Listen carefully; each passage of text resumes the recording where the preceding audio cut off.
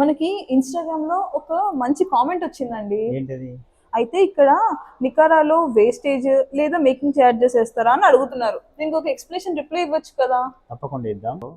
Making wastage, suppose ఈరోజు ₹1,00,000 తులం బంగారం ఉందనుకోండి, మీరు 10% వేస్టేజ్ ఇస్తారు. అప్పుడు ఏం జరుగుతుంది?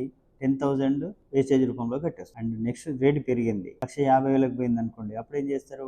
అదే 10%కి ₹15,000 కట్టారు. అంటే మీకు గోల్డ్ వెయిట్ పెరగలేదు, గోల్డ్ రేటు పెరిగినందుకు వేస్టేజ్ కూడా పెరిగింది. దీనివల్ల ఏమవుతుందంటే మీకు ప్రైస్ అనేది వేస్టేజ్ రూపంలో మీరు పే చేసే ప్రైస్ అనేది పెరుగుతుంది. అది వేస్టేజ్ అంటారు. అండ్ నెక్స్ట్ మేకింగ్ ఛార్జ్ ఎలా ఉంటుందంటే పర్ గ్రామ్ ఉంటుంది. మనం మన డైమండ్ జ్యువెలరీకి ఓన్లీ ₹1,800 పర్ గ్రామ్ ఛార్జ్ చేస్తాం. ₹1,800 అంతే. అంటే మీకు గోల్డ్ రేటు పెరిగింది అనుకోండి, సపోజ్ ₹1,00,000 ఉన్న రోజు అదే రేటు ఉంటుంది, ₹1,50,000 అయినా అదే రేటు ఉంటుంది. రేపు ₹2,00,000 పర్ తులం అయినా కానీ మేకింగ్ ఛార్జ్ అనేది అలాగే ఉంటుంది. వేస్టేజెస్లో మనం ఏదైతే ఎక్కువ పే చేసుకుంటూ వస్తున్నామో గోల్డ్ రేటు పెరిగినప్పుడు, మేకింగ్ ఛార్జెస్కి వచ్చేసరికి ఏమవుతుందంటే గోల్డ్ రేటు 1,00,000 అయినా 1,50,000 అయినా 2,00,000 అయినా మేకింగ్ ఛార్జెస్ మారవు.